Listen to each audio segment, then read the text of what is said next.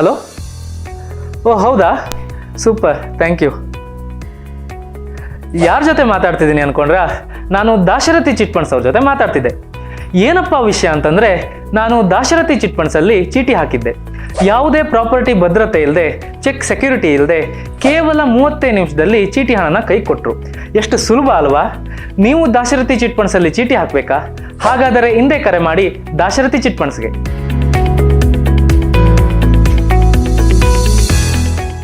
ನಮಾಮಿ ಶಂಕರ ಸದಾಶಿವ ಸಮಾರಂಭಂ ಶಂಕರಾಚಾರ್ಯ ಮಧ್ಯಮಾಂ ಅಸ್ಮದಾಚಾರ್ಯ ಪರ್ಯಂತಂ ವಂದೇ ಗುರು ಪರಂಪರಾ. ಶ್ರುತಿ ಸ್ಮೃತಿ ಪುರಾಣಾನಾಂ ಆಲಯಂ ಕರುಣಾಲಯಂ ನಮಾಮಿ ಭಗವತ್ಪಾದಂ ಶಂಕರಂ ಲೋಕಶಂಕರಂ. ನಾಡಿನ ಸಮಸ್ತ ವೀಕ್ಷಕ ಬಂಧುಗಳ ಪಾದಾರವಿಂದಗಳಿಗೆ ನನ್ನ ಶಿರಸಾಷ್ಟಾಂಗ ನಮಸ್ಕಾರಗಳು. ಎಲ್ಲರಿಗೂ ಶುಭೋದಯ. ಮಾತೃದೇವೋ ಭವ. ಬನ್ನಿ ಇವತ್ತಿನ ಪಂಚಾಂಗ ಫಲ ನೋಡೋಣ. 2ನೇ ತಾರೀಕು ಡಿಸೆಂಬರ್ 2025 ಮಂಗಳವಾರ. ಶ್ರೀ ವಿಶ್ವಾವಸುನಾಮ ಸಂವತ್ಸರೆ, ದಕ್ಷಿಣಾಯಣೆ, ಹೇಮಂತ ಋತು, ಮಾರ್ಗಶಿರ ಮಾಸೆ, ಶುಕ್ಲ ಪಕ್ಷದ ದ್ವಾದಶಿ ತಿಥಿ, ಅಶ್ವಿನಿ ನಕ್ಷತ್ರ, ವಾರಿಯಾನ್ ಯೋಗ, ಬಾಲವಕರಣ ಇವತ್ತಿನ ಪಂಚಾಂಗ ಫಲ. ಈ ಒಂದು ವಕ್ರ ಫಲ ತ್ಯಾಗ, ಜೀವನದಲ್ಲಿ ವಕ್ರ ಅನ್ನೋದು ತ್ಯಾಗ ಆಗಬೇಕು ಅಂತ ಹೇಳ್ತಾರೆ. ನಮಗೆಲ್ಲರಿಗೂ ಒಂದು ವಕ್ರ ಬುದ್ಧಿ ಈ ಯುಗಕ್ಕೆ ಶಾಪ.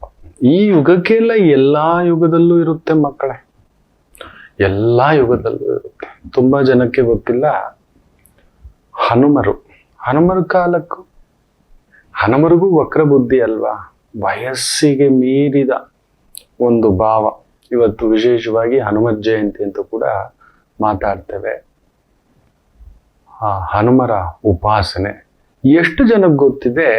ಹನುಮರ ಅಜ್ಜನ ಹೆಸರು ಗೊತ್ತಿದೆಯಾ? ಹನುಮರ ತಾಯಿ ಹೆಸರು ಅಂಜನಾದೇವಿ. ಸರಿ, ಅಂಜನಾದೇವಿ ತಂದೆ ಯಾರು ಅಂತ ಗೊತ್ತಿದೆಯಾ?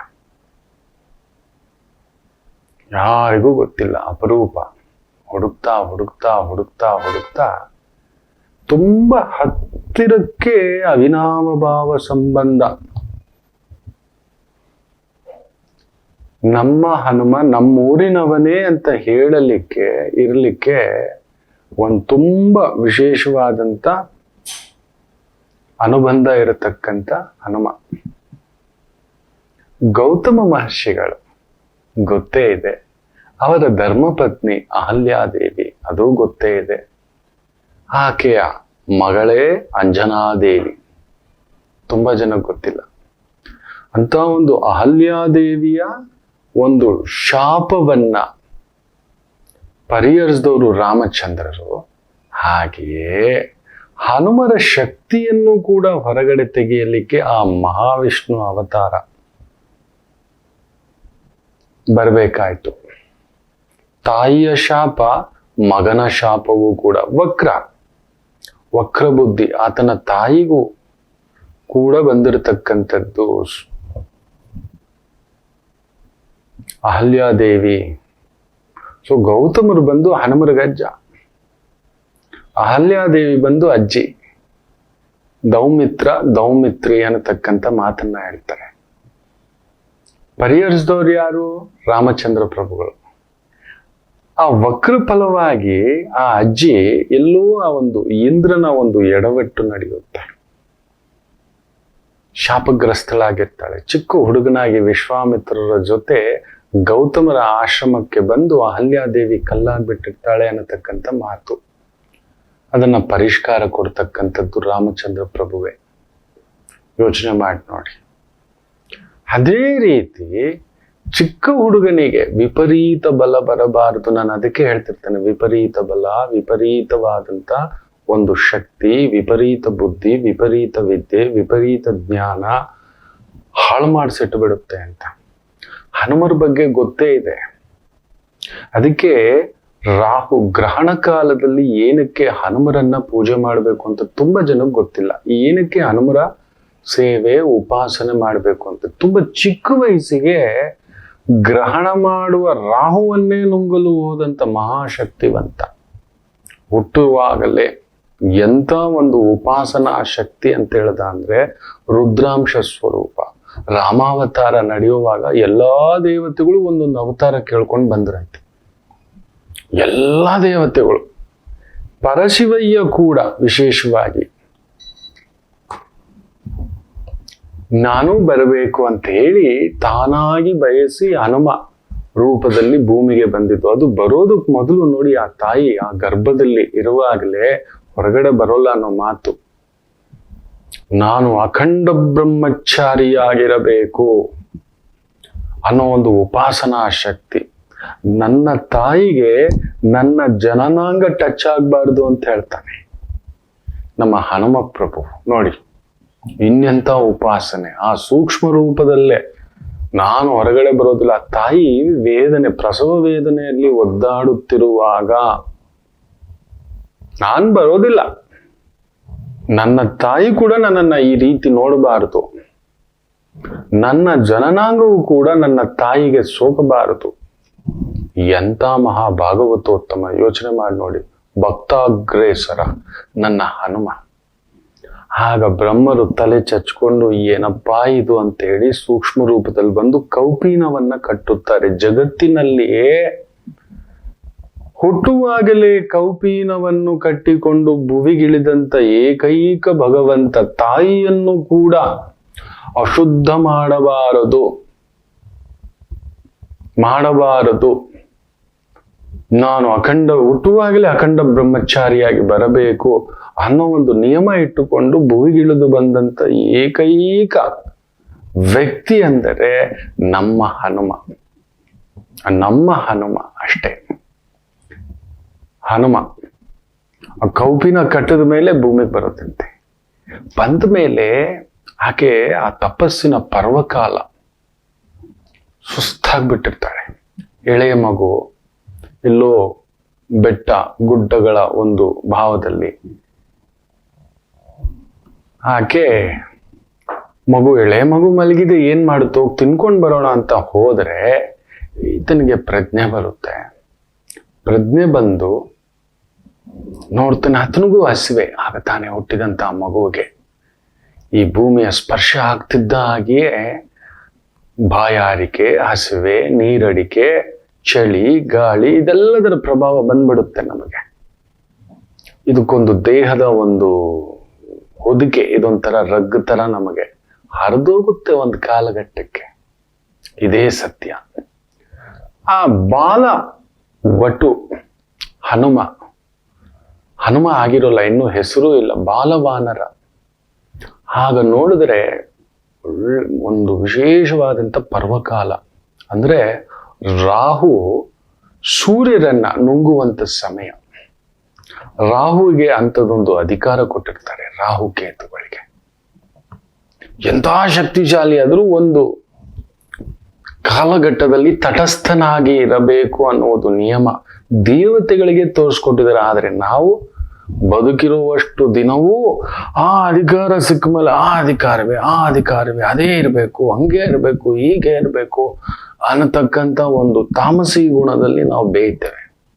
ನೋಡಿ, ಸೂರ್ಯದೇವನಿಗೂ ಕೂಡ ಬಿಡಲಿಲ್ಲ ಅದು.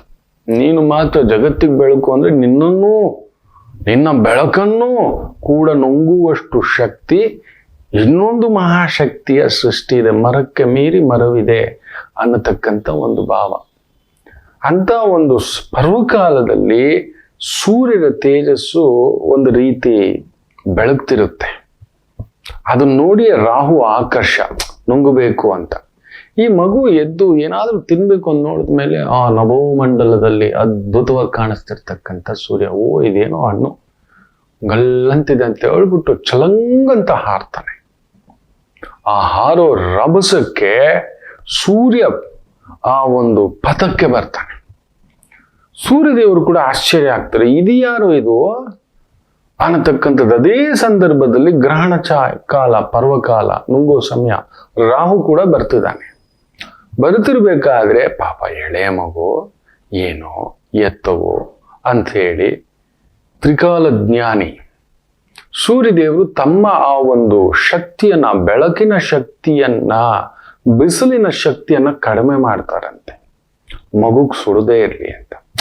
ಖುಷಿಯಾಗ ಮಗು ಅದನ್ನ ಹಿಡ್ಕೊಳ್ಳೋಕೆ ವೇಗವಾಗಿ ಹೋಗ್ತಿರ್ಬೇಕಾದ್ರೆ ರಾಹುನು ಬರ್ತಾನೆ.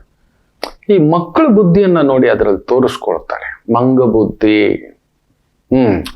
ಏನೋ ಒಂದ್ ಬೇಕು ಅಂತಿರ್ತಾರೆ, ಇನ್ನೊಂದು ನೋಡಿದ ತಕ್ಷಣ ಜಂಪ್ ಆಗ್ಬಿಡ್ತಾರೆ. ಅದಕ್ಕೆ ತುಂಬಾ ತಂದೆ ತಾಯಿಗಳು ಬಂದು ನನ್ಗೆ ಹೇಳ್ತಿರ್ತಾರೆ, ಗುರುಗಳೇ ನನ್ನ ಮಗ ಸ್ಕೇಟಿಂಗ್ ಅಂತಾನೆ ಸೇರಿಸ್ತೇನೆ, ಒಂದು 20-30 ದಿನ ಆಗುತ್ತೆ, ಸಡನ್ ಆಗಿ ಕ್ರಿಕೆಟು ಅಂತಾನೆ, ಅಲ್ಲಿ ಸೇರಿದ್ಮೇಲೆ ಸಡನ್ ಆಗಿ ಫುಟ್ಬಾಲು ಅಂತ ಹೇಳ್ತಾನೆ, ಬಾಸ್ಕೆಟ್ ಬಾಲು ಅಂತಾನೆ, ಟೆನ್ನಿಸ್ಸು ಅಂತಾನೆ, ಜಂಪ್ ಆಗ್ತಲೇ ಇರ್ತಾರೆ. ನೋಡಿ, ಒಂದ್ರ ಮೇಲೆ ಇರೋದಿಲ್ಲ. ಅವ್ರ ಕೈಗೆ ರಿಮೋಟ್ ಕೊಟ್ಟು ನೋಡಿ, ಅದರಲ್ಲೂ ಬುಧನ ಪ್ರಭಾವ ವಿಶೇಷವಾಗಿ ಕದಲಿಕೆಗಳಾಯ್ತು ಅಂತ ಹೇಳ್ದಂದ್ರೆ ಹೆಚ್ಚಾಗಿ ಜಂಪಿಂಗ್ ಮೈಂಡೇ ಅವರದು, ಆ ರೀತಿ ಆಗತಕ್ಕಂಥದ್ದು. ಸೊ ಇದೇ ಮಾರ್ಗಶಿರ ಮಾಸದ ಶುಕ್ಲ ಪಕ್ಷದ ತ್ರಯೋದಶಿ ಎಂದು ಹುಟ್ಟಿರತಕ್ಕಂಥದ್ದು ಆ ಪ್ರಣವಾತ್ಮಕ ಶಕ್ತಿ. ವಿಶೇಷವಾಗಿ ಒಂದು ಮಾತಿದ ಉತ್ತರಾಭಾದ್ರ ನಕ್ಷತ್ರದಲ್ಲಿ ಹುಟ್ಟಿದ್ದು ಆ ಪುಣ್ಯಾತ್ಮ ಅನ್ನತಕ್ಕಂಥದ್ದು. ನಾವು ತಿಥಿ ಪ್ರಕಾರ ನೋಡ್ತೇವೆ, ನಕ್ಷತ್ರ ಪ್ರಕಾರ ತುಂಬಾ ಕಡಿಮೆ. ಅದಕ್ಕೆ ಉತ್ತರಾಭಾದ್ರ ನಕ್ಷತ್ರದವರ ಬಲ ಜಾಸ್ತಿ, ಶಕ್ತಿ ಜಾಸ್ತಿ ಅಂತ ಹೇಳ್ತೇವೆ. ಬಟ್ ಮಂದ, ಅವರು ಬೆಳೀತಾ ಅವರ ಅನುಭವಗಳು ಅವರನ್ನ ಕಲಿಸ್ತಕ್ಕಂಥದ್ದಾಗುತ್ತೆ. ಮಹಾಜ್ಞಾನಿಗಳು ಅನ್ನತಕ್ಕಂಥದ್ದು ಕೂಡ ಒಂದು ಮಾತಿದೆ. ಕೆಲವು ಕಡೆ ಪೂರ್ವಭಾದ್ರ ಅಂತಾರೆ, ಆದರೆ ಉತ್ತರಾಭಾದ್ರ ನಕ್ಷತ್ರ ಮಾರ್ಗಶಿರ ಮಾಸ ಶುದ್ಧ ತ್ರಯೋದಶಿ ಎಂದು, ಶುಕ್ಲ ಪಕ್ಷದ ತ್ರಯೋದಶಿ ಎಂದು ಪುಣ್ಯಾತ್ಮ ಹುಟ್ಟಿದ್ದು. ನೋಡಿ, ಆ ರಾಹು ನೋಡ್ತಿದ್ದಾಗ ಇದ್ಯಾವುದು ಇನ್ನೊಂಥರ ಹಣ್ಣು ಚೆನ್ನಾಗಿದೆಯಲ್ಲ, ಮಗು ಅಲ್ವಾ, ರೂಪ ಆಕಾರ ವಿಕಾರ ಇದೆಲ್ಲ ಏನು ಗೊತ್ತಿಲ್ಲದಂತ ವಯಸ್ಸು, ಎಳೇ ಮಗು ಆಗುತ್ತಾನೆ ಹುಟ್ಟಿದಂತ ಮಗು ಅದು. ರಾಹುನ ಹಿಡ್ಕೊಳಕ್ ಹೋಗ್ಬಿಡ್ತಾನೆ. ರಾಹು ಗಾಬರಿ ಆಗ್ಬಿಡುತ್ತೆ, ಇದೇನೋ ನನಗೆ ಸೂರ್ಯನ ಹಿಡ್ಕೊಳಕ್ ಕಳ್ಸಿದ್ರು, ಇದ್ಯಾರೋ ನನ್ನನ್ನೇ ಹಿಡ್ಕೊಳ್ಳೋ ಅಷ್ಟು ಶಕ್ತಿಯ. ಎಲ್ಲಿಯವರೆಗೂ ಸೂರ್ಯನಿಗೆ ಅಹಂಕಾರ ಇತ್ತೋ ಅದನ್ನ ದಮನ ಮಾಡಲು ಭಗವಂತ ರಾಹು ಕೇತುಗಳ ಸೃಷ್ಟಿಯಾಯಿತು. ಈಗ ನೋಡಿದ್ರೆ ರಾಹುವೇ ಕೇತು, ಕೇತುವೇ ರಾಹು. ಒಂದೇ ದೇಹ, 2 ಭಾಗ ಅಷ್ಟೇ. ತಲೆಯ ಭಾಗವನ್ನ ರಾಹು, ತಲೆಯಿಂದ ಕೆಳಗಡೆಯನ್ನ ಕೇತು ಅಂತಕ್ಕಂಥದ್ದು ಹೇಳ್ತೇವೆ. ಇದೇನೋ ಇದು, ನಾನೇ ಶಕ್ತಿಶಾಲಿ, ಸೂರ್ಯನನ್ನೇ ನುಗ್ತಿದ್ದಾನೆ, ನನಗೆ ಇದಕ್ಕೆ ಮೀರಿದ ಇನ್ನೇನು ಇದೆ ಅನ್ನೋ ಒಂದು ಭಾವದಲ್ಲಿದ್ರೆ ಅವನನ್ನು ನುಗ್ಲಿಕ್ಕೆ ಇದ್ಯಾರೋ ಬ್ರಹ್ಮರಾಕ್ಷಸ ಅಂತ ಗಾಬರಿ ಪಟ್ಬಿಡ್ತಾನೆ. ಸೊ ಅವನಿಗೆ ಅಧಿಕಾರ ಕೊಟ್ಟವರು ಯಾರು? ಇಂದ್ರನ ಹತ್ರ ಓಡೋಗ್ತಾನೆ. ಸ್ವಾಮಿ ಇದೇನಾಗ್ತಿದೆ ಅಂತ ಸೂರ್ಯನ ಹಿಡ್ಕೊಳಕ್ ಹೋಗೋನು ಬಿಟ್ಬಿಟ್ಟು ಓಡೋಗ್ಬಿಡ್ತಾನೆ. ಈ ಮಗು ಹೋಗ್ತಿರೋವನು ಕಾಣಿಸ್ಲಿಲ್ಲ, ಮತ್ತೆ ಸೂರ್ಯ ಪಥದ ಕಡೆ ತಿರುಗ್ತಾನೆ. ನುಂಗೋಣ, ತಿನ್ನೋಣ, ಆ ಹಣ್ಣನ್ನು ಹಿಡ್ಕೊಳ್ಳೋಣ, ಅಪ್ಕೊಳ್ಳೋಣ ಅನ್ನತಕ್ಕಂಥದ್ದು. ಇಂದ್ರನ ಹತ್ರ ಹೋಗಿ ಕಂಪ್ಲೇಂಟ್ ಮಾಡ್ತಾನೆ. ಇಂದ್ರ, ಇಲ್ಲಪ್ಪ, ನಾನು ಯಾರನ್ನು ಕಳಿಸಿಲ್ಲೋ, ನಿನ್ನ ನುಂಗುವಂತ ಶಕ್ತಿ ಯಾವುದೋ ಇದೆ ಅಂತ ಹೇಳ್ಬಿಟ್ಟು, ಅಂತ ಒಂದು ಉತ್ಪತ್ತಿ ಎಲ್ಲಿಂದ ಸೃಷ್ಟಿ ಆಯ್ತು ನಾನು ನೋಡ್ತೀನಿ ಬಾ ಅಂತ ಹೇಳಿ ತನ್ನ ಆನೆ ಮೇಲೆ, ಐರಾವತದ ಮೇಲೆ ಕುಳಿತುಕೊಂಡು ಬರ್ತಾನೆ. ಬೆಳ್ಳಕ್ಕಿರ್ತಕ್ಕಂಥ ಐರಾವತ, ಇಂದ್ರನ ಪಟ್ಟದ ಆನೆ. ಅದ್ರ ಮೇಲೆ ಬರ್ತಿರ್ಬೇಕಾದ್ರೆ ಸೂರ್ಯನ ಕಡೆ ಹೋಗ್ತಿದ್ದವನ್ಗೆ ಮತ್ತೆ ಕಾಣಿಸುತ್ತೆ. ಇದ್ಯಾವುದು ಬೆಳ್ಳಕ್ ಚೆನ್ನಾಗಿದೆಯಲ್ಲ ನೋಡಿ. ಆ ಪರಿವರ್ತನಾ ಭಾವ, ವಕ್ರತಾ ಭಾವ, ನಮ್ಮ ಮನಸ್ಸು ನೋಡಿ ನೋಡಿದ್ದನ್ನೆಲ್ಲ ಆಪೇಕ್ಷಿಸ್ತಕ್ಕಂಥ ಭಾವ. ಇದು ಬಿಟ್ರೆ ಅದು, ಅದು ಬಿಟ್ರೆ ಇದು, ಇದು ಬಿಟ್ರೆ ಅದು, ಇದು ನೋಡಿ. ಇದನ್ನೇ ವಕ್ರಫಲ, ರಾಹುಫಲ, ಬುದ್ಧಿ ಚಾಂಚಲ್ಯ, ಮನೋಚಾಂಚಲ್ಯ, ಭಯಗಳು, ಆಂದೋಲನಗಳು, ಅತ್ಯಾಶ್ಚರ್ಯಗಳು, ವಿಪರೀತ ಆಸೆಗಳು, ವಿಪರೀತ ದುರಾಸೆಗಳು, ಅದು ಕಂಡುಕೊಳ್ತಕ್ಕಂಥದ್ದು. ಒಂದರಲ್ಲಿ ನಾವು ತೃಪ್ತಿ ಪಡೋದಿಲ್ಲ. ಇನ್ನಷ್ಟು ಬೇಕು, ಮಗದಷ್ಟು ಬೇಕು, ಮತ್ತಿನ್ನೇನೋ ಬೇಕು ಅನ್ನತಕ್ಕಂಥ ಭಾವಾರ್ಥದಲ್ಲಿ ನಾವು ಹಾರತಕ್ಕಂಥದ್ದಾಗುತ್ತದೆ. ಹನುಮ ಕೂಡ ಮಾಡಿದ್ದದೆ. ಇದ್ಯಾವುದು ಚೆನ್ನಾಗಿದೆ ಅಂತ ಹೇಳಿ ಆ ಪಟ್ಟದಾನೆಯನ್ನ ನುಂಗಕ್ಕೆ ಹೋಗ್ತಾನೆ, ಹಿಡ್ಕೊಳಕ್ಕೆ. ನುಂಗೋಕಲ್ಲ, ಹಿಡ್ಕೊಳಕ್ ಹೋಗೋದು. ಆಟ ಆಡೋಣ, ಎತ್ಕೊಂಡ್ಬರೋಣ, ಮಗು ಅಲ್ವಾ, ಮಗುಗೇನ್ ಗೊತ್ತಿದೆ. ಇಂದ್ರನ ಕೋಪ ಬಂದು ತನ್ನ ವಜ್ರಾಯುಧದಿಂದ ಜೋರಾಗಿ ಹೊಡಿತಾನೆ. ಆ ಹೊಡೆದ ಏಟಿಗೆ ದವಡಿಗೆ ಏಟು ಬಿದ್ದು ಕೆಳಗಡೆ ಬಂದು ಮಗು ಭೂಸ್ಥಾಪಿತ. ನಿಜ ಹೇಳ್ಬೇಕಂದ್ರೆ ಉಸಿರು ಹೋಯ್ತು ಅನ್ನತಕ್ಕಂಥದ್ದು. ಕೋಮ ಅಂತ ನೀವು ಅನ್ಬೋದು, ಇಲ್ಲ ಉಸಿರಿಲ್ಲ ಅಂತಾನು ಅನ್ಬೋದು. ವಾಯುದೇವರ ಅಂಶದಲ್ಲಿ ಹುಟ್ಟಿರ್ತಕ್ಕಂಥದ್ದು, ವಾಯುದೇವರ ಪ್ರಸಾದದಿಂದ ಹುಟ್ಟಿರ್ತಕ್ಕಂಥದ್ದು. ಅಂಜನಾದೇವಿ ಊಟ ಎತ್ಕೊಂಡು ಬಂದು ತಿಂದ್ಬಿಟ್ಟು ಒಂದ್ ಸ್ವಲ್ಪ ತಗೊಂಡ್ ಬರ್ತಾಳೆ ಗೂಡಿಗೆ. ಬಂದ್ರೆ ಎಲ್ಲಿ ಮಗ ಅಂದ್ರೆ ದಮ್ ಅಂತ ಬೀಳ್ತಾನೆ ಮಗು. ಅಯ್ಯೋ ಅಯ್ಯೋ ಅಂತ ಎದೆ ಹೊಡೆದು ಕೂತ್ಕೊಬಿಡ್ತಾಳೆ. ಅಯ್ಯ ಅಂದಿದ್ದೆ ವಾಯುದೇವರು ಸ್ತಂಭೀಭೂತರು. ಇಡೀ ವಿಶ್ವವೇ ಸ್ತಂಭೀಭೂತ. ಯಾವಾಗ ವಾಯು? ಅದಕ್ಕೆ ಹೇಳೋದು ಹರಿ ಸರ್ವೋತ್ತಮ, ವಾಯು ಜೀವೋತ್ತಮ ಅಂತ ಸುಮ್ಮನೆ ಹೇಳಿಲ್ಲ. ವಾಯು ಇಲ್ಲದೆ ನಾವು ಯಾರು ಕ್ಷಣ ಮಾತ್ರವೂ ಇರೋಲ್ಲ ಮಕ್ಕಳ. ಏನಿದೆಯೋ ಇಲ್ವೋ, ಯಾವ ಆಸ್ತಿ ಅಂತಸ್ತು, ಇವತ್ತು ಆಕ್ಸಿಜನ್ ಅನ್ನ ಮಾರ್ತಿದ್ದಾರೆ, ಲೆಕ್ಕ ಹಾಕೊಳ್ಳಿ. ಮಾಸ್ಕ್ಗಳು ಇಟ್ಕೊಂಡು ಓಡಾಡುವಂತ ಸ್ಥಿತಿ ಆಗ್ಬಿಟ್ಟಿದೆ. ಶುದ್ಧ ಗಾಳಿ ಅನ್ನತಕ್ಕಂಥದ್ದು ಬೆಂಗಳೂರಲ್ಲಂತೂ ಇಲ್ವೇ ಇಲ್ಲ. ಬೆಂಗಳೂರು ಊಟಿ ಆಗ್ಬಿಟ್ಟಿದೆ, ಗಡಗಡ. ಫ್ರಿಡ್ಜ್ ಎಲ್ಲಾರ ಮನೆಯಲ್ಲಿ ತುಂಬಾ ಚೆನ್ನಾಗಿ ಯಾರೋ ರೀಲ್ಸ್ ಮಾಡಿಬಿಟ್ಟಿದ್ದಾನೆ. ಎಲ್ರ ಮನೆಯಲ್ಲಿ ಫ್ರಿಡ್ಜ್ ತಂದು ಇಟ್ಕೊಂಡ ಅಂದ್ರೆ ನಾವು ಫ್ರಿಡ್ಜ್ ಅಂತ ಊರಲ್ಲಿ ಬಂದು ನಾವು ಸೇರ್ಕೊಂಡಿದ್ದೀವಿ. ಬೆಂಗಳೂರು ಇದ್ದಿದ್ದು ಹಿಂಗೇನೆ 30 ವರ್ಷದ ಹಿಂದ್ಗಡೆ. ಜೂನ್ ಬಂತು ಅಂದ್ರೆ ಫೆಬ್ರವರಿಯವರೆಗೂ, ಫಾಲ್ಗುಣ ಮಾಸದವರೆಗೂ, ಚೈತ್ರ ಮಾಸದ ಆರಂಭ ಕಾಲದವರೆಗೂ, ನಿಜ ಹೇಳ್ಬೇಕು ಅಂದ್ರೆ ಮಾರ್ಚ್ವರೆಗೂ ಬ್ಯೂಟಿಫುಲ್ ವೆದರ್. 25 ಡಿಗ್ರಿ ಅನ್ನೋದು ನಾವು ದಾಟಿದ್ ನಾವು ನೋಡೇ ಇಲ್ಲ. 22, 18, 19, 20 ಜಿಟಿ ಜಿಟಿ ಜಿಟಿ ಮಳೆ, ಗೋಣಿಚೀಲ ಹಾಕೊಂಡು ಹಿಂಗ ಆಡ್ಕೊಂಡು ಪಾಡ್ಕೊಂಡು ಇದ್ದಿದ್ದು. ಇವತ್ತು ನಗರೀಕರಣದ ವೈಭವೀಕರಣ ನಾವು ಮರೆತು ಬಿಟ್ಟಿದೀವಿ. ಯಾರ್ಯಾರೋ ಬಂದು ಸೇರ್ಬಿಟ್ಟಿದ್ರೆ, ಹಳೆಯ ಕನ್ನಡಿಗರಿಗೆ ಗೊತ್ತಿರುತ್ತೆ ಇಲ್ಲಿ ಇರ್ತಕ್ಕಂಥವ್ರು ನಾವು 1% ಆಗ್ಬಿಟ್ಟಿದೀವಿ. ಇನ್ನೆಲ್ಲರೂ ಬಂದು ಸೇರ್ಕೊಬಿಟ್ಟಿದ್ದಾರೆ ಅಷ್ಟೇ. ಫ್ರಿಡ್ಜ್ ಒಳಗಡೆ ಊರಾಗ್ಬಿಟ್ಟಿದೆ ನಮ್ಮದು. ಅಂತ ಥಂಡಿ. ನಾನು ಆಫೀಸಲ್ಲಿ ನೋಡ್ಬೇಕು ಎಲ್ಲರೂ ಸ್ವೆಟ್ರುಗಳು. ನಾನು ಹೇಳಿದ್ರೆ ರಗ್ ಏನಾದ್ರು ತಂದ್ಕೊಳ್ಬೇಕಾ ಅಂತ. ನನಗೆ ಸ್ವಲ್ಪ ಮೈ ಬಿಸಿ ಆದ್ರೂ ಕಾಲುಗಳಲ್ಲಿ ಗಾನ ಬಜಾನ ಆಗ್ತದೆ. ಏನೋ ನೋವು ನಮ್ನೆಸ್ಸು. ನನ್ ಗೆಳೆಯ ಹೇಳಿದ, ತುಂಬಾ ಥಂಡಿ ಆದ್ರೆ ಕಾಲು ಎಳ್ದಂಗ ಆಗುತ್ತೆ, ಸಾಕ್ಸ್ ಹಾಕೋ ಅಂತ. ನೀವು ನಂಬಲ್ಲ, ಫಸ್ಟ್ ಟೈಮ್ ಸಾಕ್ಸ್ ಹಾಕೋತಿದ್ದೀನಿ. ರವಿ ನಿನ್ಗೆ ವಯಸ್ಸಾಯ್ತು ಕಣೋ ಅನ್ನೋ ತರ. ನಿಜವೇ ಇದೆ. ಒಂದ್ 3 ದಿನದಿಂದ ಸಾಕ್ಸ್ ಹಾಕೋತಿದ್ದೀನಿ, ಫೀಲಿಂಗ್ ಲಿಟಲ್ ಬೆಟರ್. ಇಲ್ಲ ಅಂದ್ರೆ ನೈಟ್ ಎಲ್ಲ ಸೆಳೆತ. ಅಲ್ಲಿ ಸಾಕ್ಸ್ ಹಾಕೊಂಡು ಬೆಚ್ಚಗೆ ಹಂಗಾಗ್ಬಿಟ್ಟಿದೆ. ಉತ್ತರ ಭಾರತಕ್ಕಿಂತಲೂ ಮೀರಿದಂಥದ್ದು. ಇರ್ಲಿ ನೋಡಿ, ಆ ಮಗು ಬಿದ್ದರ ರಭಸಕ್ಕೆ ಆ ತಾಯಿ ಕಣ್ಣೀರ್ ಹಾಕ್ತಿದ್ರೆ, ಏನು ಸ್ವಾಮಿ ನಿನ್ನ ವರಪ್ರಸಾದದಿಂದ ಹುಟ್ಟಿದ ಮಗು ಹಿಂಗಾಗೋಯ್ತು ಅಂದಿದ್ದೆ. ವಾಯುದೇವರಿಗೆ ಕೋಪ ಬಂದು ಸ್ತಂಭನ. ಯಾವಾಗ ಸ್ತಂಭನ ಆಗೋಗುತ್ತೋ ಇಡೀ ವಿಶ್ವಸ್ತಂಭನ. ಇಡೀ ವಿಶ್ವಸ್ತಂಭನ. ಯಾರು ಇಲ್ಲ, ಎಲ್ಲ ನಿಂತ ಜಾಗದಲ್ಲೇ. ಏನಿಲ್ಲ. ದೇವತೆಗಳಿಗೆ ಶಕ್ತಿ ಇರುತ್ತೆ, ಅವ್ರು ಮಾಡ್ಕೋಬಹುದು. ಬೇರೆ ಯಜ್ಞ ನಡೆಯಲ್ಲ, ಮನುಷ್ಯರ ಜೀವ ಇಲ್ಲ, ನಿಂತಿದ್ದ ಜಾಗದಲ್ಲಿ ಸ್ಪಾಟ್ ಆಗುತ್ತೆ ಎಲ್ಲ. ಅಯ್ಯೋ ಇದೇನಿದು, ಸೃಷ್ಟಿಯ ವೈಪರೀತ್ಯ ನಡೆದೋಯ್ತಲ್ಲ ಅಂತ ಬ್ರಹ್ಮದೇವರ ಓಡ್ ಬಂದು ವಾಯುದೇವರನ್ನ ಸಮಾಧಾನ ಮಾಡಿ ಆ ಮಗುವನ್ನ ಮುಟ್ಟಿ ಜೀವ ಕೊಡ್ತಾರೆ.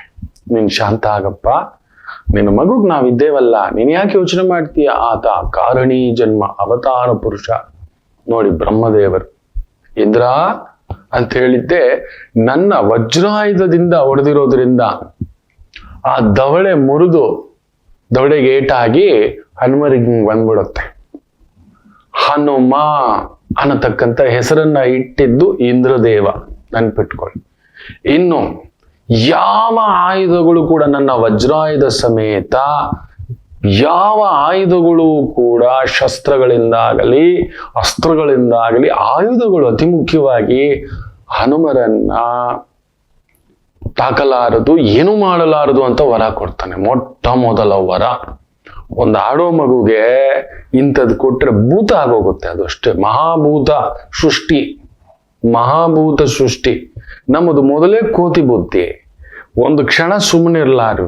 ಒಂದಿಷ್ಟು ಬಂತು ಅಂದ್ರೆ ಬ್ರಹ್ಮಾಂಡ ಅನ್ನತಕ್ಕಂಥ ಭಾವ. ಇನ್ನು ಬಿಡ್ತೇವೆಯಾ? ಯೋಚನೆ ಮಾಡಿ ನೋಡಿ. ಬ್ರಹ್ಮದೇವ ಸಪ್ತ ಚಿರಂಜೀವಿಗಳಲ್ಲೊಬ್ಬ. ನನ್ನ ಬ್ರಹ್ಮಾಸ್ತ್ರವು ನಿನ್ನನ್ನು ತಾಕಲಾರದು. ಅಗ್ನಿದೇವರು ಬಂದು ನನ್ನ ಅಗ್ನಿ ಸುಡಲಾರದು. ವರುಣದೇವರು ನಿನಗೆ ಯಾವುದೇ ಒಂದು ವರುಣ ಬಾಧೆಗಳಿರೋದಿಲ್ಲ, ಯಮಪಾಶ ಇರೋಲ್ಲ ಅಂತ ಯಮ. ಒಬ್ಬೊಬ್ಬರು ಅಷ್ಟ ದಿಕ್ಪಾಲಕರಿಂದ ಹಿಡಿದು 3 ಕೋಟಿ ದೇವತೆಗಳು ಕೂಡ ಬಂದು ಆ ಎಳೆ ಮಗುವಿಗೆ ಎಲ್ಲವನ್ನು ದಾರೆ ಎಳೆದು ಬಿಡ್ತಾರೆ. ಎಲ್ಲರೂ ಲೆಕ್ಕ ಹಾಕೊಳ್ಳಿ. ವಿಷ್ಣು ಬಂದು ಸಮೇತ ನನ್ನ ಸುದರ್ಶನ, ನನ್ನ ಪಾಶುಪತ ಅಸ್ತ್ರ, ನನ್ನ ರುದ್ರಾಂಶ ನಿನ್ನಲ್ಲಿರುತ್ತೆ, 8ನೇ 1 ಭಾಗ ಅನ್ನತಕ್ಕಂಥದ್ದು. ಏನಿನ್ನು ಆ ಎಳೆ ಮಗುಗೆ ವಿಪರೀತ ಅದು ವಿಪರೀತ ಬಲ ವಕ್ರವಾಗಿ ಬಿಡುತ್ತೆ. ಏನು ನುಗ್ಗೋದು ಹೊಡಿಯೋದು ಆ ಮಗು ಕತೆ ಯಾಕೆ ಹೇಳ್ತೀರಿ? ಮೊದಲೇ ಕೋತಿ ಬುದ್ಧಿ, ಕೋತಿ ಕೈಗೆ ಮಾಣಿಕ್ಯ ಕೊಟ್ರೆ ಏನ್ ಮಾಡುತ್ತೆ ಹೇಳಿ? ತುಂಟು ಮಕ್ಕಳು ಅದಕ್ಕೆ ಮನೆಯಲ್ಲಿ ಯಾವಾಗ್ಲೂ ಹೇಳ್ತಿರ್ತವೆ, ಪುಟ್ಟ ಮಕ್ಕಳು ಮನೇಲಿದ್ದಾರೆ ಅಂದ್ರೆ ಒಂದ್ 4 ಅಲ್ಲ 14 ಕಣ್ಣುಗಳಿಟ್ಟಿರ್ಬೇಕು. ಅದ್ರಲ್ಲಂತೂ ಈಗಿನ ಮಕ್ಕಳು ಜೆನ್ಜಿ ಆಲ್ಫಾ ಏನೇನೋ ಬಂದ್ಬಿಟ್ಟಿದ್ದಾರೆ. It's they are atom. ಅವ್ರ ಮೇಲೆ 10 ಅಲ್ಲ 100 ಕಣ್ಣಿಟ್ಟಿರಬೇಕು. ಏನ್ ಮಾಡ್ತಾರೋ ಯಾವ ಕ್ಷಣದಲ್ಲಿ ಅಂತ ಗೊತ್ತಿಲ್ಲ. ಇನ್ನು ಹನುಮರ ಲೆಕ್ಕ ಹಾಕೊಳ್ಳಿ, ಹನುಮರೇ ಈಗಿರೋ ಮಕ್ಕಳು ವಿಪರೀತ ಗೊತ್ತಿಲ್ಲ ಅವರಿಗೆ ತಮ್ಮ ಕೈಯಲ್ಲಿರೋದು ಏನ್ ಮಾಡ್ತಿದೀವಿ, ತಮ್ಮ ಆಲೋಚನೆ ಏನು, ತಮ್ಮ ವೇಗ ಏನು, ತಮ್ಮ ಶಕ್ತಿ ಏನು ಅಂತ ಪರಿಚಯವೇ ಗೊತ್ತಿಲ್ಲ ನಮ್ಮ ಮಕ್ಕಳಿಗೆ.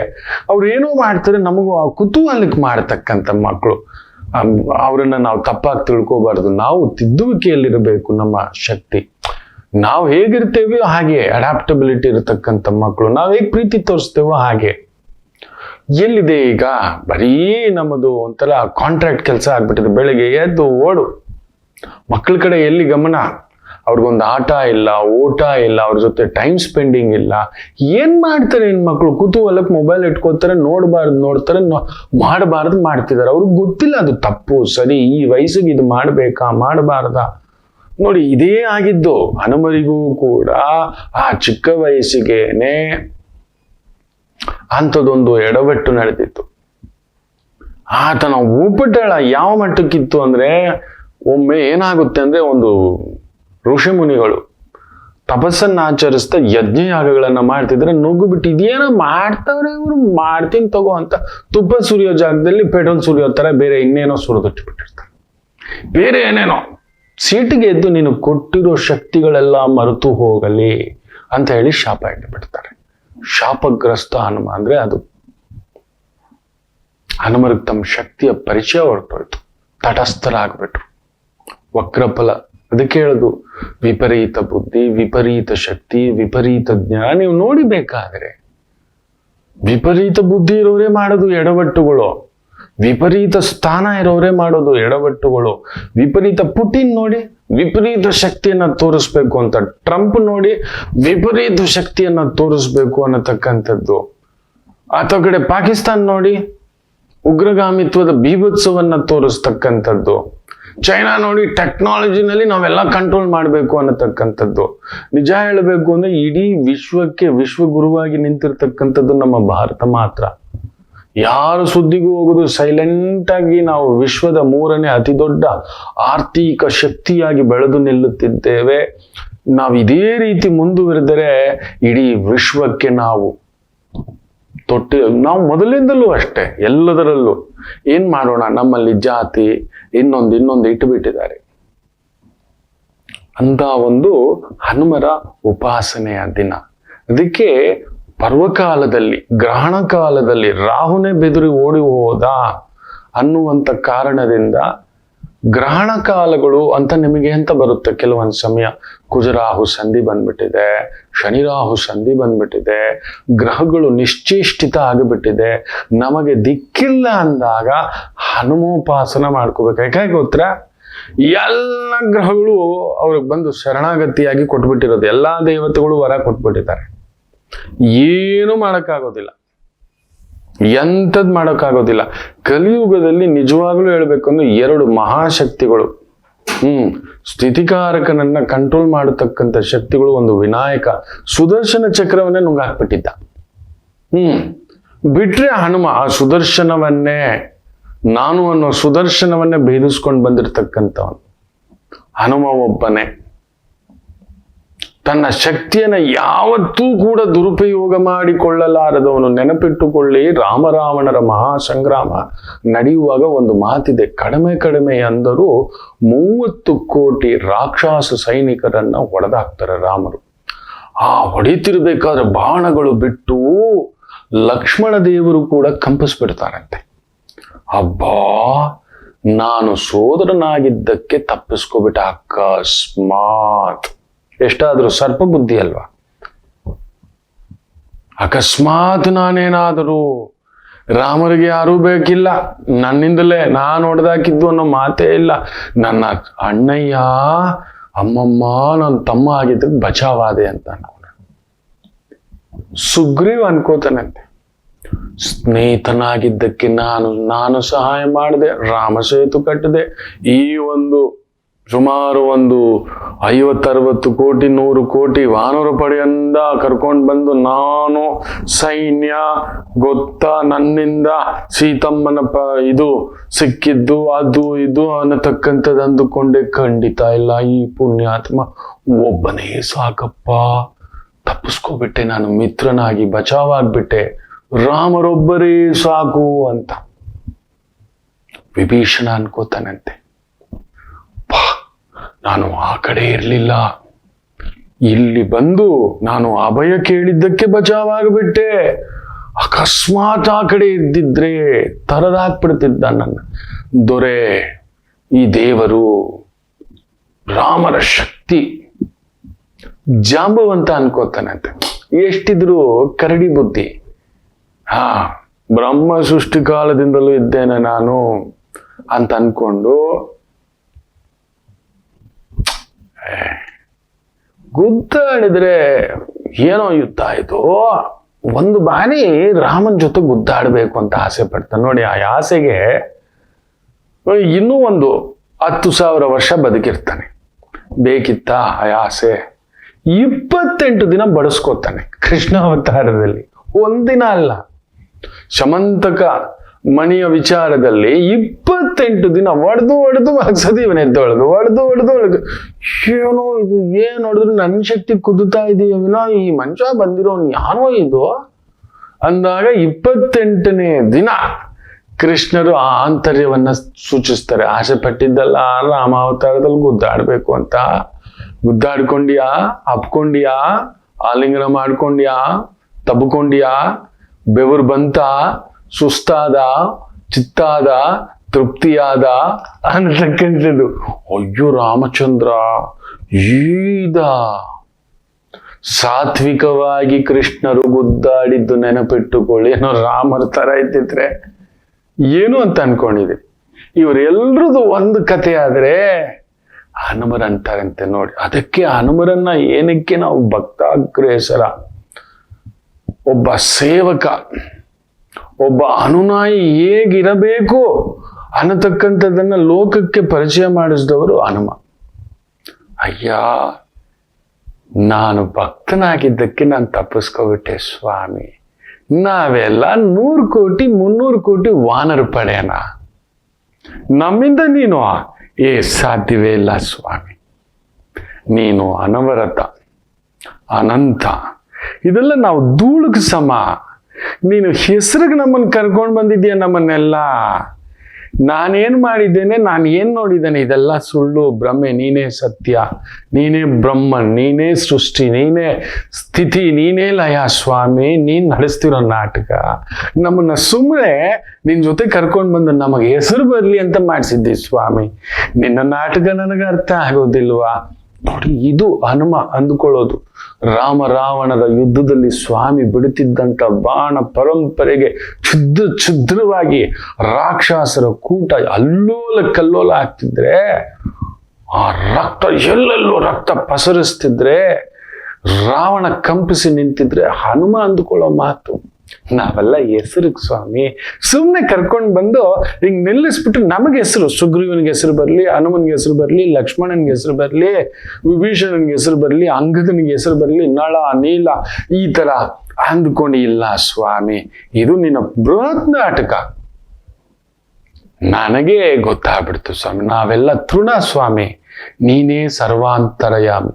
ನೋಡಿ, ಅಷ್ಟು ದೊಡ್ಡ ರಾಮ ಕಾರ್ಯ ಮಾಡಿದ್ದರೂ ಕೂಡ ಹನುಮ ಅಂದುಕೊಳ್ಳೋ ಭಾವ ನಮ್ಮಲ್ಲಿ ಎಷ್ಟು ಜನಕ್ಕಿದೆ ಮಕ್ಕಳೇ? ಹನುಮರನ್ನ ಸದಾ ಉಪಾಸನೆ ಮಾಡೋ ನಾವು ಆ ರೀತಿ ಯಾವತ್ತಾದ್ರೂ ಇದು ನಾವು ಮಾಡ್ತಿರೋ ಕಾರ್ಯ ಏನಿದೆ, ಎಷ್ಟಿದೆ ಅನ್ನತಕ್ಕಂಥದ್ದು ಏನಾದ್ರೂ ಒಂದು ಆಲೋಚನೆ ಮಾಡಿದ್ದುಂಟ ಯಾವತ್ತ? ಎಲ್ಲ ಅಲ್ಪ ಸ್ವಾಮಿ. ನಾವು ಈ ದೇಹ ತಂದೆದು, ಈ ಬುದ್ಧಿ ಗುರುದು, ಈ ಜ್ಞಾನ ಅನುಭವದ್ದು, ಈ ಉಸಿರು ವಾಯುದೇವರದ್ದು, ಈ ಶಕ್ತಿ ಅಮ್ಮ ಕೊಟ್ಟಿರೋದು, ಈ ಅನ್ನ ರೈತ ಕೊಟ್ಟಿರೋದು, ಈ ವಿದ್ಯೆ ನನ್ನ ಟೀಚರ್ ಕೊಟ್ಟಿರೋದು, ಈ ಕೆಲಸ ನನ್ನ ಯಜಮಾನ ಕೊಟ್ಟಿರೋದು, ಈ ಸಂಪಾದನೆ ಭಗವಂತ ಕೊಟ್ಟಿರೋದು. ಇಲ್ಲಿ ಕಷ್ಟವೂ ಇಲ್ಲ, ಸುಖವೂ ಇಲ್ಲ, ಎಲ್ಲಾ ಸರ್ವಾಂತರಯಾಮಿ, ನೀನ್ ನಡೆಸ್ತಿದ್ದಿ ಅಂತ ಯಾವತ್ತಾದ್ರೂ ಹನುಮರ ತರ ನಾವು ಅಂದುಕೊಂಡಿದ್ದೇವೆಯಾ? ಯಾವುದೋ ಮಾಯೆ ನಡೆಸ್ತಿದೆ ಅಂತ. ಹನುಮರಂತಾರೆ, ನಿನ್ನ ಮಾಯೆ ನಡೆಸ್ತಿರೋದು ನೀನು ಸುಮ್ಮನಿರು ಸ್ವಾಮಿ ನನಗೆ ಅಂತ ಹೇಳಿ ಹಿಂಗ್ ಕಣ್ಣೀರಾಗ್ತಾರಂತೆ. ನಾವು ನಿತ್ಯ ಒಂದು ಬಾರಿ ಅಂದ್ಕೊಂಡ್ಬಿಟ್ರೆ ಇದು ಯಾವ ಕಷ್ಟಗಳು ಇರೋದಿಲ್ಲ ಮಕ್ಕಳೇ. ನೀನ್ ನಡೆಸ್ತಿದ್ದೀಯಾ, ನನಗ್ ಗೊತ್ತಿತ್ತ ಇವರೇ ಅಮ್ಮ ಅಂತ. ಇವ್ರು ನನಗಪ್ಪ ಆಗ್ತಾರೆ, ಈ ಕಂಪನಿಗೆ ನಾನು ಕೆಲ್ಸಕ್ಕೆ ಬರ್ತಾನೆ, ಈ ಅನ್ನ ತಿಂತಾನೆ, ಈ ಬದುಕ್ತಾನೆ, ಈ ಬಟ್ಟೆ ಹಾಕ್ತಾನೆ, ಈ ಹೆಸರು ಪಡಿತಾನೆ. ಇದೆಲ್ಲ ಸುಳ್ಳು. Somebody is running the show. ನಮ್ಮನ್ ಕರ್ಕೊಂಡು ಬಂದಿದ್ದಾನೆ, ಇವ್ರುಗಳನ್ನೆಲ್ಲ ಪರಿಚಯ ಮಾಡಿ ಮತ್ತೆ ಕರ್ಕೊಂಡು ಹೋಗ್ತಾನೆ. ಇನ್ನೆಲ್ಲೋ ಗಮ್ಯ ಗೊತ್ತಿಲ್ಲ. ಈ ವೈವಸ್ವತ ಮನ್ವಂತರದಲ್ಲಿ ನಾವು ಹುಟ್ಟಬೇಕು, 28ನೇ ಕಲಿಯುಗದಲ್ಲಿ ನಾವು ಹುಟ್ಟಬೇಕು.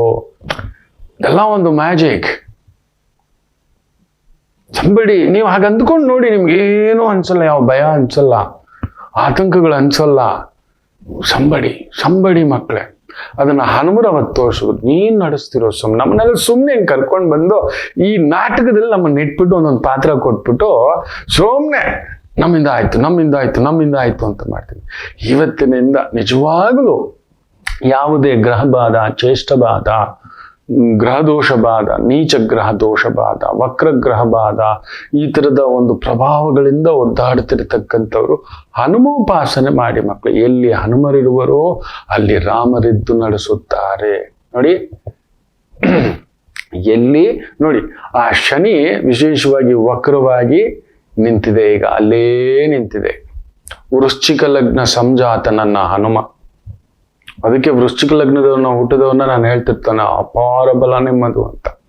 ಉತ್ತರ ಭಾದ್ರ ನಕ್ಷತ್ರದವ್ರನ್ನ ನಾನು ಈಗ ನೋಡ್ತಿರ್ತಾನೆ, ಅರೇ ಮಂಕುದಿಣ್ಣೆಗಳ ಹನುಮರ ತರ ಶಾಪಗ್ರಸ್ತರಾಗಿ ನಿಂತು ಬಿಟ್ಟಿದ್ದೀರಲ್ಲೋ, ನಿಮ್ಮ ಬಲ ಗೊತ್ತಿದೆಯೇನೋ ಏನಪ್ಪಾ ಅಂತ ನಾನು ನೋಡಿದ್ದೇನೆ. ಉತ್ತರ ಭಾರತದವ್ರು ಎಂತೆಂಥವ್ರನ್ನ ನೋಡಿದ್ದೇನೆ ಗೊತ್ತಾ, ಪಾದ ಮುಟ್ಟಿ ನಮಸ್ಕಾರ ಹಾಕ್ಬೇಕು. ಮಹತ್ ಶಕ್ತಿಗಳು ಸರಿಯಾಗಿ ಬಳಸ್ಕೊಂಡಿರೋರನ್ನ ನಾನು ನೋಡಿದ್ದಾನೆ. ಏನೋ ಗೊತ್ತಿಲ್ಲ, ನನ್ನ ಪುಣ್ಯ. ನಾ ಹೇಳಿದ ಮಾತು 4 ಮಾತು ತಗೊಂಡಿದ್ದಾರೆ. ಇವತ್ತು ದೊಡ್ಡ ಸಂಸ್ಥೆಗಳನ್ನ ಕಟ್ಟಿದ್ದಾರೆ, ದೊಡ್ಡ ಸ್ಥಾಯಿಲೂ ಇದ್ದಾರೆ. ಹೇಳಿಯೂ ಕೇಳಿಸ್ಕೊಂಡಿರೋನ ನಾನು ತುಂಬಾ ನೋಡಿದ್ದಾನೆ. ಜೈಲಿಗೆ ಹೋಗ್ಬಿಟ್ಟಿದ್ದಾರೆ, ಇನ್ನೇನೋ ಬರ್ಬಾದಾಗ್ಬಿಟ್ಟಿದ್ದಾರೆ, ದೇಶಾಂತರ ಆಗ್ಬಿಟ್ಟಿದ್ದಾರೆ. ತಾಯಿಯಿಂದ ದೂರ, ಕುಟುಂಬದಿಂದ ದೂರ, ತಿಂದ ಮನೆಗೆ ಅನ್ನದ್ರೋಹ, ಈ ಥರದ್ದು ಏನೇನೋ ಮಾಡ್ಕೊಂಡಿರೋರನ್ನು ನೋಡ್ಬಿಟ್ಟಿದ್ದೇನೆ. ಉತ್ತರಾಭಾದ್ರದ್ದು ಶಕ್ತಿ ಆ ಥರ. ಆದ್ದರಿಂದ ಇನ್ಮೇಲೆ ಹನುಮೋಪಾಸನ ಮಾಡ್ಕೊಳ್ಳಿ. ಏನೂ ಭಯ ಬಿಡಿ, ಆ ಭಯಕ್ಕೆ ಭಯ ಹನುಮ. ಭಯಕ್ಕೆ ಭಯ ಹನುಮ. ಎಲ್ರೂ ಭಯಪಡಿಸೋದು ಯಾರು? ರಾಹು. ಬೆಳಕು ಯಾರು? ಮಹಾಬೆಳಕು ಸೂರ್ಯ. ಆ ಸೂರ್ಯನನ್ನೇ ನುಂಗುವಂತ ಶಕ್ತಿ ಯಾರು? ರಾಹು. ರಾಹುವನ್ನೇ ನುಂಗುವಂತ ಶಕ್ತಿ ಯಾರು? ಓಡಿಸುವಂತ ಶಕ್ತಿ ಯಾರು? ಹನುಮ. ಅಷ್ಟೇ. ರಾಹು ಅಂದ್ರೇನೆ ನಮಗೆ ಭಯಗಳು ಮಕ್ಕಳೇ, ಅದುವೇ ಭಯ. ರಾಹು ಬಂದು ಬಾಹ್ಯ ಭಯ, ನೋಡಿದ್ದೆಲ್ಲ ಭಯ, ಏನ್ ಹೋಗ್ಬಿಡುತ್ತೋ, ಏನ್ ಮಾಡ್ತಾರೋ. ಕೇತು ಬಂದು ಆಂತರಿಕ ಭಯ, ಇದರಿಂದ ಹೊರಗಡೆ ಬರ್ತೀವಿ. ಹನುಮೋಪಾಸನೆ ಮಾಡ್ಕೊಳ್ಳಿ. ಹನುಮರ ಆಶೀರ್ವಾದ ನಿಮಗೆ ಸಿಗಲಿ, ಒಳ್ಳೇದಾಗ್ಲಿ ಅಂತ ಹೇಳ್ತಾ ಒಂದು ಪುಟ್ಟ ವಿರಾಮ ತಗೊಂಡು ವಾಪಸ್ ಬರೋಣ. ಮಾತೃದೇವೋಭವ. ನಮಾಮಿ ಶಂಕರ. ನನ್ನ ಪ್ರೀತಿಯ ಆಧ್ಯಾತ್ಮಿಕ ಬಂಧುಗಳೇ, ಪ್ರತಿಯೊಬ್ಬರ ಜೀವನದಲ್ಲೊಂದು ಕೆಲವೊಂದು ಪ್ರಶ್ನೆಗಳಿರುತ್ತೆ. ಉತ್ತರವಿಲ್ಲದ ಪ್ರಶ್ನೆಗಳಿಲ್ಲ. ಅಂಥದ್ದೊಂದು ಸಮಸ್ಯೆ ಇದೆಯಾ? ಜ್ಯೋತಿಷ್ಯ ಮುಖೇನ ಹಾಗೂ ಆಧ್ಯಾತ್ಮಿಕ ಮುಖೇನ ನಿಮ್ಮ ಪ್ರಶ್ನೆಗಳಿಗೊಂದು ಪುಟ್ಟ ಸಮಾಧಾನ. ಈ ಕೂಡಲೇ ಕೆಳಗಿನ ಸಂಖ್ಯೆಗೆ ಕರೆ ಮಾಡಿ, ಇಲ್ಲವೇ ವಾಟ್ಸಪ್ ಮಾಡಿ, ಹಾಗೂ ನಮ್ಮ ನಮಾಮಿ ಶಂಕರ ಯೂಟ್ಯೂಬ್ ಚಾನೆಲ್ ಮುಖಾಂತರವೂ ಕೂಡ ಸರಳ ಪರಿಹಾರವನ್ನು ತಾವು ವೀಕ್ಷಿಸಿ ಹಾಗೂ ಪಡೆಯಬಹುದು. ನಮಾಮಿ ಶಂಕರ. ನಮಾಮಿ ಶಂಕರ. ಅಶ್ವಿನಿ ನಕ್ಷತ್ರ. ಇವತ್ತಿನ ದಿನ ಭವಿಷ್ಯಕ್ಕೆ ಬಂದ್ಬಿಡೋಣ. ಚಂದ್ರ ಕೇತು ಸಾರದಲ್ಲಿದ್ದಾನೆ. ಕೇತು ಶುಕ್ರನ್ ಸಾರ, ಶುಕ್ರ ಶನಿ ಸಾರ, ಶನಿ ಗುರು ಸಾರ. ತೊಂದರೆಗಳೇನಿಲ್ಲ. ಮೇಷರಾಶಿ. ಚಂದ್ರ ಕೇತು ಸಾರದಲ್ಲಿರುವುದರಿಂದ ಈ ಡಾಕ್ಟರು, ಮೆಡಿಸನ್ನು, ಈ ಒಂದು ಆಲೋಪತಿಗಿಂತಲೂ ಸಾಂಪ್ರದಾಯಿಕ ವಿದ್ಯೆಗಳು, ಆಯುರ್ವೇದ, ಯುನಾನಿ, ಈ ಥರದ್ದು ಮನೆ ಮದ್ದುಗಳ ಮುಖಾಂತರ ಒಂದು ಟ್ರೀಟ್ಮೆಂಟು, ಮೆಡಿಸನ್ನು ಮಾಡ್ತಿರ್ತಕ್ಕಂಥವ್ರು ಕಲಾರಂಗದಲ್ಲಿ ಬ್ಯಾಕ್ ಸೈಡ್ ಇದರಲ್ಲಿ ಕೆಲಸ ವೃತ್ತಿ ಕಾರ್ಯ ಮಾಡ್ತಿರ್ತಕ್ಕಂಥವರಿಗೆ ವಿಶೇಷ ಅಭಿವೃದ್ಧಿಯನ್ನ ಪಡೆಯತಕ್ಕಂಥ ಒಂದು ದಿನವಾಗಿರುತ್ತೆ. ವೃಷಭ ರಾಶಿ, ಚಂದ್ರ 12ನೇ ಮನೆಯೇ, ಧೈರ್ಯಕಾರಕ್ಕೆ ಮಲಗಿಬಿಟ್ಟಿದ್ದಾನೆ. ಯಾಕೋ ಒಂಥರ ನಿದ್ದೆ ಇರಲ್ಲ, ಏನೋ ಒಡ ಹುಟ್ಟಿದವರು, ಮನೆಯವ್ರದ್ದು, ಕುಟುಂಬದ್ದು ಏನೋ ಒಂಥರ ಗಲಿಬಿಲಿ. ಅಲ್ಲಿ ನೋಡಿ, ಸಪ್ತಮದಲ್ಲಿ ಬೇರೆ ಕುಜ ಸೂರ್ಯ ಶುಕ್ರ ಕುಳಿತು ಬಿಟ್ಟಿದ್ದಾರೆ, ಸುಖದಲ್ಲಿ ಬೇರೆ ಕೇತು ಕುಳಿತು ಬಿಟ್ಟಿದ್ದಾನೆ. ಸೊ ಅದೊಂದು ರೀತಿ ಬಾಧೆ, ಏನೋ ಒಂದು ಅಂಟಾಕೋಬಿಟ್ಟಿರ್ತವೆ ಸುಖಕ್ಕೋಸ್ಕರ. ಮದುವೆ ಇಲ್ದವರಿಗೆ ಮದುವೆ ಚಿಂತೆ, ಮದುವೆ ಆದವರಿಗೆ ಯಾಕೆ ಮದುವೆ ಆದೆ ಅನ್ನೋ ಚಿಂತೆ. ಕೆಲವು ಮಕ್ಕಳಂತೂ ಈಗೀಗ ಕೇಳಲಿಕ್ಕೆ ಪ್ರಶ್ನೆಗಳು ಶುರು ಹಚ್ಕೊಬಿಟ್ಟಿದ್ದಾರೆ. ಮೊನ್ನೆ ಒಂದು ಹುಡುಗ ತುಂಬಾ ಚೆನ್ನಾಗಿ ಕೇಳ್ದ, ಗುರುಗಳೇ ನನ್ನ ಪರ್ಮಿಷನ್ ಇಲ್ಲದೆ ನನ್ನ ಕರ್ಕೊಂಡು ಬಂದ್ಬಿಟ್ಟು ನನಗೇನು ಫೆಸಿಲಿಟಿ ಅವ್ರು ಕೊಡ್ತಿಲ್ಲ ಅಂತಿದ್ದಾನೆ. ಏನೋ ಫೆಸಿಲಿಟಿ ಬೇಕು ಅಂದ್ರೆ ಒಂದು ಕಾರ್ ಇಲ್ಲ, ಒಂದು ಬೈಕ್ ಇಲ್ಲ, ಪಾಕೆಟ್ ಮನಿಗೆ ಒಂದು 10,000 ರೂಪಾಯಿ ಕೊಡೋದಿಲ್ಲ. 10,000 ಬೇಕೇನೋ ಅಂತ, ಅಟ್ಲೀಸ್ಟ್ ಒಂದು ವಾರಕ್ಕೆ ಒಂದು 10,000 ಬೇಕಿಲ್ವಾ ಹಿಂಗಂತಾನೆ. ಏನು ಹೇಳಲ್ಲಿ ಪಾಪ ಆ ಬಡ ಕುಟುಂಬ.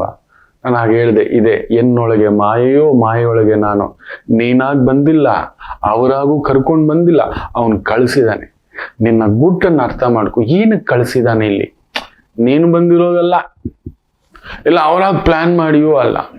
ಮೊನ್ನೆ ಒಂದು ಪುಟ್ಟ ಮಗು, ಧನ್ಯೋಸ್ಮಿ ಆ ತಾಯಿ ಜೀವ, ಏನೋ ಒಂದು ಮಾಡ್ಕೋತಾನೆ ಪುಟ್ಟ. ವೃಷಭದಲ್ಲಿ ಗುರು, ಹುಷಾರು ಪುಟ್ಟ ಹುಷಾರು, ನಡೀಲಾರದ್ದು ಒಂದು ಎಡವಟ್ಟು, ಒದ್ದಾಟ, ತೊಳಲಾಟ, ಒಂದು ವಿಸ್ಮಯನೂ ನಡೆಯುತ್ತೆ ಅಂದ್ರೆ ಎರಡೂ ನಡೆದ್ಬಿಟ್ಟಿದೆ. ಗಂಡನ್ ಕರ್ಕೊಂಡು ಬಂದ್ಬಿಟ್ಟಿದ್ದಾಳೆ ಪುಟಾಣಿ ಮಗು, ತಾಯಿ ಜೀವ. ನೋಡಿ ಗುರುಗಳೇ, ನೀವ್ ಹೇಳಿದ್ರಿ ವೃಷಭಕ್ಕೆ ಗುರು ಬಂದಾಗ ಕರೆಕ್ಟಾಗಿ ನೋಡಿ, ಗುರು 3 ಸಂಖ್ಯೆ ಅಷ್ಟಮಾಧಿಪತಿ ವೃಷಭದಲ್ಲಿ ಕುಳಿತಿದೆ.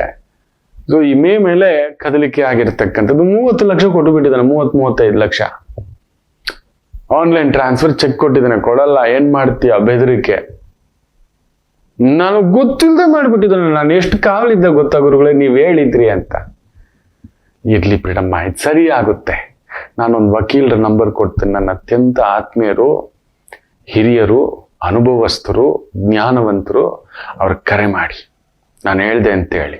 ಏನೂ ಆಗಲ್ಲ, ಆನ್ಲೈನ್ ಟ್ರಾನ್ಸ್ಫರ್ ಮಾಡಿದ್ದೀರಾ, ಚೆಕ್ ಕೊಟ್ಟಿದ್ದಾನೆ, ದಟ್ಸ್ ಎನಫ್. ಲಿಟ್ಲ್ ಲೇಟ್ ಆಗ್ಬೋದು, ಈಗೆಲ್ಲ ಚೆಕ್ ಕಥೆಗಳು, ದೊಡ್ಡ ಕಥೆಗಳು, ಅಷ್ಟು ಮಾಡ್ಕೋತಾಯಿ ಅಂತಕ್ಕಂಥದ್ದು. ಆಮೇಲೆ ಇನ್ನೊಂದು ಗುರುಗಳೇ, ನೀವು ಹೇಳ್ದಾಗೆ ನಾವು ಪ್ಲಾನೇ ಮಾಡಿಲ್ಲ, ನೀವು ಹೇಳಿದ್ರಿ ನೋಡಿ ಗುರುಗಳೇ ಪಾಪು ಅಂತ. ಹೊಟ್ಟೆನಲ್ಲಿ ಪಾಪು, ಅದ್ ಮಗು ಬಿದ್ದು ಬಿದ್ದು ನಗ್ತೆ. ನಾ ಹೇಳಿದೆ, ನೀವು ತೆಗಿಸ್ಲಿಕ್ಕೆ 108 ಪ್ರಯತ್ನ ಮಾಡಿರ್ತೀರಿ ಆದರೂ ಅಂತ. ನಿಜ ಗುರುಜಿ, ನಮಗೆ ಈಗಿರೋ ಟೆನ್ಷನ್ ಅಲ್ಲಿ ಇದು ಬೇರೆ ಬೇಕಾ ಅಂತ ಏನೇನೋ ಮಾಡಿದ್ರು ಆಲ್ರೆಡಿ ಆ ಪುಣ್ಯಾತ್ಮ ಪುಷ್ಕಳವಾಗಿ ಹನುಮರಾಗಿ ಕೂತು ಬಿಟ್ಟಿದ್ದಾನೆ.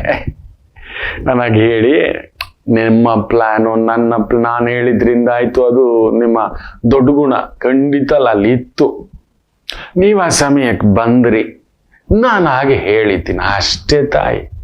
It's like A railway ticket. ನೀವು ತಗೊಂಡು ಹತ್ತಿದ್ರಿ, ನಾನು ಚೆಕ್ ಮಾಡಿಬಿಟ್ಟು ಇಲ್ಲಿ ಇಳ್ಕೊಳ್ಳಿ, ಇಲ್ಲಿ ಇಳಿಸುತ್ತೆ, ಇಲ್ಲಿ ಬಂದು ಸ್ಟಾಪ್ ಬರುತ್ತೆ ಇನ್ನೊಂದು ಅರ್ಧ ಗಂಟೆಯಲ್ಲಿ ಅಷ್ಟು ಹೇಳಿದ್ದೇನೆ ವಿನಾ ನನ್ನದೇನಿದೆ ಅಂತ. ಇಲ್ಲ ನಿಮಗೆ ಗೊತ್ತಿಲ್ಲ, ಇದು we were never planned, both is happened ಅಂತ ನೀವು ಹೇಳಿದ್ ನಡೆದು ಬಿಟ್ಟಿದೆ ಅಂತ. ನಾನು ಹನುಮಾನೆ, ಎಲ್ಲಿಯ ರಾಮರು ಎಲ್ಲಿಯ ಹನುಮಾನ ಮಾತುಗೂ ನನಗೆ ಯೋಗ್ಯತೆ ಇಲ್ಲ ಬಿಡಿ, ಅವರ ದೊಡ್ಡ ಗುಣ ಅದು. ಹಾಗೆ ಹೇಳಿದೆ, ಯೋಚನೆ ಮಾಡಬೇಡಮ್ಮ, ಇದು ನಮ್ಮ ಪ್ಲಾನ್ ಅಲ್ಲ, ನೀವು ಹಾಕಿದ ಪ್ಲಾನ್ ಅಲ್ಲ. ಇಷ್ಟೇ ಸತ್ಯ ಮಕ್ಕಳೇ. ನಾವು ಹಾಕಿದ ಪ್ಲಾನು ಡಿಸೈನು ಎಲ್ಲ ನಡೆದು ಬಿಟ್ರೆ somebody is ruling ಅಷ್ಟೇ. ಸೊ ವೃಷಭ, ಸೊ ಈ ತರ ತಲೆ ಕೆಡಿಸುತ್ತೆ, ಸ್ವಲ್ಪ ಜಾಗ್ರತೆ, ದೊಡ್ಡ ರಿಸ್ಕಿನ ವ್ಯವಹಾರಗಳು ಬೇಡ, ಸರ್ವಿಸ್ ಇಂಡಸ್ಟ್ರಿ ಚೆನ್ನಾಗಿರುತ್ತೆ. ಮಿಥುನ ರಾಶಿ ಚೆನ್ನಾಗಿದೆ, ಧನೇ ಲಾಭ ಸ್ಥಾನ ಬ್ಯೂಟಿಫುಲ್ ಚೆನ್ನಾಗಿದೆ. ಇವತ್ತು ಒಂಚೂರು ಒತ್ತಡ ಅನ್ನಿಸ್ಬೋದು, ಒಂಥರ ಕಸಿವಿಸಿ, ಚಂದ್ರ ಕೇತು ಸಾರ ಅಲ್ವಾ, ಎಲ್ಲೋ ತೃಪ್ತಿ, ಎಲ್ಲ ತೃಪ್ತಿ ಹುಡುಕೋ ಬುದ್ಧಿ ಮನುಷ್ಯನಂತು. ಪದ್ಮ ಪುರಾಣದಲ್ಲಿ ಹೇಳುತ್ತೆ, ಒಂದಸು ಇನ್ನೊಂದಸು ಹೋಗ್ಬೇಡ ಕಣೋ, ಅವ್ರನ್ನ ನಂಬ್ಕೊಂಡು ಅಲ್ಲೆಲ್ಲೋ ಹೋಗ್ತಿದ್ಯಲ್ಲೋ. ಮನುಷ್ಯರ ಹತ್ರ ಹೋದ್ರೆ ಕೆಟ್ಟು ಹೋಗ್ತೀಯ, ಅವನು ಯಾವತ್ತಿಗೂ ತೃಪ್ತಿ ಇಲ್ಲದ ಮನುಷ್ಯ, ಅವನ ಹತ್ರ ಹೋಗ್ತಿದೀಯೇನೋ ಅಂತ ಪದ್ಮ ಪುರಾಣದಲ್ಲಿ ಎಷ್ಟು ಚೆನ್ನಾಗಿ ಹೇಳಿದ್ದಾರೆ ಗೊತ್ತಾ. ಅವನ ಹತ್ರ ಒಂದು ಮಾತಿಗೆ ನಿಲ್ಲದವನು ಸತ್ಯ, ಒಂದು ಮಾತಿಗೆ, ಒಂದು ಆಲೋಚನೆಗೆ, ಒಂದು ಚಿಂತನೆಗೆ, ಒಂದು ಧರ್ಮಕ್ಕೆ, ಒಂದು ವ್ಯಕ್ತಿತ್ವಕ್ಕೆ. ಅಯ್ಯೋ, ಹಾವುಗಾದ್ರೂ 2 ನಾಲಿಗೆ ಅಂದ್ರೆ ಅವನ ಮೈಯೆಲ್ಲಾ ನಾಲಿಗೆ, ವಿಷ ನಾಲಿಗೆ ಅಂತ ಹೇಳುತ್ತೆ. ನಂದಾನು ಹಸುವಿಗೆ. ಇದು ಸತ್ಯ. ನಾವು ಏನಿದ್ದರೂ ತೃಪ್ತಿ ಇಲ್ಲ. ಅದಿದ್ದಿದ್ರೆ ಇದಿದ್ದಿದ್ರೆ ತಿನ್ನೋ ಅನ್ನದಲ್ಲೇ ಎಷ್ಟು ಹುಡುಕ್ತೀವಿ ನೋಡಿ, ಎಷ್ಟು ಹೋಟೆಲ್ಗಳಾಗ್ಬಿಟ್ಟಿದಾವೆ ನೋಡಿ. ಸ್ವಿಗ್ಗಿ, ಡನ್ಸೋ, ಇನ್ನೊಂದು ವೆರೈಟಿಗಳು ನೋಡಿ. ನಾವು ಒಂದೇ ಊಟ, ಒಂದೇ ಮನೆ, ಒಂದೇ ಬದುಕು ಅಂದ್ಕೊಂಡಿದ್ದಂತೆ ನಮ್ಮ ಹಿರಿಯರು ಎಷ್ಟು ಆನಂದವಾಗಿದ್ರು.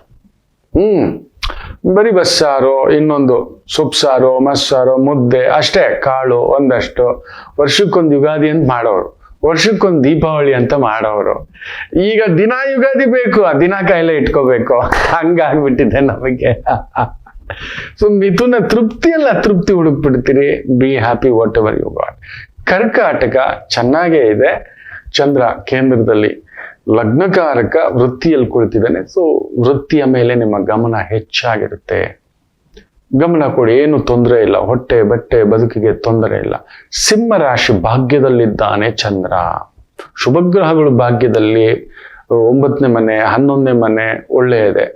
So beautiful. ವೃತ್ತಿಪರವಾಗಿ ಧರ್ಮದತ್ತ ಕೆಲಸಗಳು, ಧರ್ಮಬದ್ಧ ಕೆಲಸಗಳು ಯಾವಾಗಲೂ ಅಷ್ಟೇ ಮಕ್ಕಳೇ. ತುಂಬಾ ಜನಕ್ಕೆ ಗೊತ್ತಿಲ್ಲ. ಭಿಕ್ಷೆ ಕೊಡ್ತೀರಲ್ವಾ, ದಾನ ಬೇರೆ ಧರ್ಮ ಬೇರೆ ಅಂತ ನಾನು ಯಾವಾಗಲೂ ಹೇಳ್ತಾ ಇರ್ತೇನೆ. ರೈಟ್?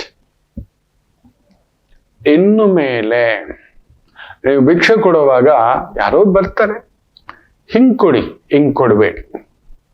ಹೀಗೆ ಕೊಟ್ಟರೆ ದಾನ, ಹೀಗೆ ಕೊಟ್ಟರೆ ಧರ್ಮ ತಗೋ ಅಂತ ಕರ್ಣ ಹೇಳ್ಕೊಟ್ಟಿರೋದಿದ್ದು. ಆಯ್ತು, ಕರ್ಣ ಅವನ್ ದಾನ ಕೊಟ್ಟವಿನ ಧರ್ಮ ಕೊಡ್ಲಿಲ್ಲ. ಮೋಕ್ಷಕ್ಕೆ ಹೋದಾಗ ನಡೆಯೋದು, ಅಯ್ಯೋ ಹಿಂಗ್ ನಡೆಯುತ್ತಾ ಅಂತಾನೆ ಅವನು ತಗೋ ಅಂತ ಕೊಡ್ಬೇಕಿತ್ ನೀನು ಹಿಂಗ ಆಕಾಶ ನೋಡಬೇಕು ಅಂತ. ಸೊ ಆ ರೀತಿಯ ಭಾವದಲ್ಲೇ ಮಾಡ್ಬೇಕು. ಯಾರಿಗಾದ್ರೂ ನಾವು ಕೊಡ್ಬೇಕು ಅಂದ್ರೆ ಇನ್ಮೇಲೆ ಹಿಂಗಿಟ್ಬಿಟ್ಟು ತಗೊಳ್ಳಿ ಅಂತ, ಹಿಂಗ್ ಕೊಡ್ಬೇಡಿ ಅಂತ ಕೊಡೋ ಕೆಲಸ ಮಾಡ್ಬೇಡಿ, ಹಿಂಗಿಟ್ಕೊಳ್ಳಿ, ಒಳ್ಳೇದಾಗ್ತಕ್ಕಂಥದ್ದು. ಕೊಡೋ ಕೈಯೇ ಅದು. ಧರ್ಮ ಕೊಟ್ಟ ಹಾಗೆ ನೀವು ಮಾಡಿದ ಧರ್ಮ ಹೆಚ್ಚುತ್ತೆ. ಸೊ ಸಿಂಹರಾಶಿ ಅಂತ ಕಾರ್ಯ, ಕೆಲಸ, ವೃತ್ತಿ, ಉದ್ಯೋಗ ಅದ್ಭುತ ಪ್ರಗತಿ. ಇನ್ನು ಕನ್ಯಾ ರಾಶಿ ಚಂದ್ರಾಷ್ಟಮ, ಸ್ವಲ್ಪ ತೊಳಲಾಟವೇ. ವೃತ್ತಿ, ಉದ್ಯೋಗ, ಓಡಾಟ, ಸುತ್ತಾಟ, ದೂರದ ಕೆಲಸ, ದೂರದ ವ್ಯವಹಾರ ಅಂತ ಹೋಗಿರೋರಿಗೆ ತಲೆ ಕೆಡಿಸ್ಬಿಡುತ್ತೆ. ಇವತ್ತು ಗಣಪತಿ ಆರಾಧನೆ ಮಾಡ್ಕೊಳ್ಳಿ. ಇನ್ನು ವಿಶೇಷವಾಗಿ ತುಲಾರಾಶಿ ದಶಮಾಧಿಪತಿ ಸಪ್ತಮ ಇರೋದ್ರಿಂದ ಕೊಡೋದು ತಗೊಳ್ಳೋದು, ಸ್ನೇಹಿತರು, ಆತ್ಮೀಯರು, ಬಂಧುಗಳು ಹಿತವಾಗಿ ನಡೆಯತಕ್ಕಂಥ ಒಂದು ದಿನ. ವೃಶ್ಚಿಕ ರಾಶಿ ಭಾಗ್ಯಾಧಿಪತಿ ಷಷ್ಠಮ.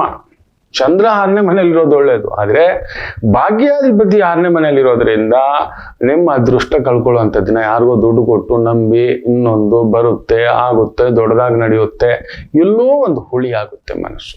ದೊಡ್ಡದಾಗ ಅಂದುಕೊಂಡ್ರೆ ತಾನೆ ನೋವಾಗ್ಬೇಕು. ನೀನ್ ಕೊಟ್ಟಷ್ಟು ನೀನ್ ತಗೊಂಡಷ್ಟು ಅನ್ಬೇಕು ಅಷ್ಟೇ. ನೀನು ಕೊಟ್ಟೆ, ನೀನೇ ವಾಪಸ್ ತಗೊಂಡೆ, ದಾಟ್ಸ್ ಇಟ್, ಕಂಫರ್ಟಬಲ್. ಇನ್ನು ವಿಶೇಷವಾಗಿ ಧನಸ್ಸು ರಾಶಿ ಅಷ್ಟಮಾಧಿಪತಿ ಪಂಚಮದಲ್ಲಿದ್ದಾನೆ. ಖಂಡಿತ ಇವತ್ತು ನಿಮ್ಮ ಗೌರವಕ್ಕೋ, ನಿಮ್ಮ ವ್ಯವಸ್ಥೆಗೋ, ನಿಮ್ಮ ವ್ಯಕ್ತಿತ್ವಕ್ಕೋ, ಆರೋಗ್ಯಕ್ಕೋ, ಮನಸ್ಸಿಗೋ ಎಲ್ಲೋ ಒಂದು ಸಣ್ಣ ತಳಮಳ, ದುರ್ಗಾ ಆರಾಧನೆ.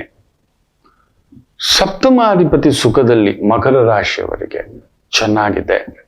ಸಂಗಾತಿ, ಕುಟುಂಬ, ಓಡಾಟ, ಸುತ್ತಾಟ, ಸ್ನೇಹಿತರ ಜೊತೆ ವ್ಯವಹಾರ, ಆತ್ಮೀಯತೆ ಅನುಕೂಲ ಸಿಂಧು. ಕುಂಭರಾಶಿ ಷಷ್ಠಾಧಿಪತಿ 3ನೇ ಮನೆ, ವಿಪರೀತ ರಾಜಯೋಗ. ವೃತ್ತಿಪರವಾಗಿ, ಕುಟುಂಬ ಪರವಾಗಿ ಅದ್ಭುತವಾಗಿ ನಡೆಸ್ಕೊಂಡು ಹೋಗ್ತಕ್ಕಂಥ ಒಂದು ದಿನ ಇರುತ್ತೆ. ತೊಂದರೆಗಳೇನಿಲ್ಲ. ಕೇತು ಶುಕ್ರನ ಸಾಲದಲ್ಲಿದ್ದು ಶುಕ್ರ ನಿಮಗೆ ಕೇಂದ್ರದಲ್ಲಿದ್ದಾನೆ. Beautiful journey. ಇನ್ನು ವಿಶೇಷವಾಗಿ ಮೀನರಾಶಿ ಪೂರ್ವ ಪುಣ್ಯ ಸ್ಥಾನಾಧಿಪತಿ ಧನಸ್ಥಾನದಲ್ಲಿ. ಬ್ಯೂಟಿಫುಲ್, ಅದು ಚೆನ್ನಾಗಿದೆ.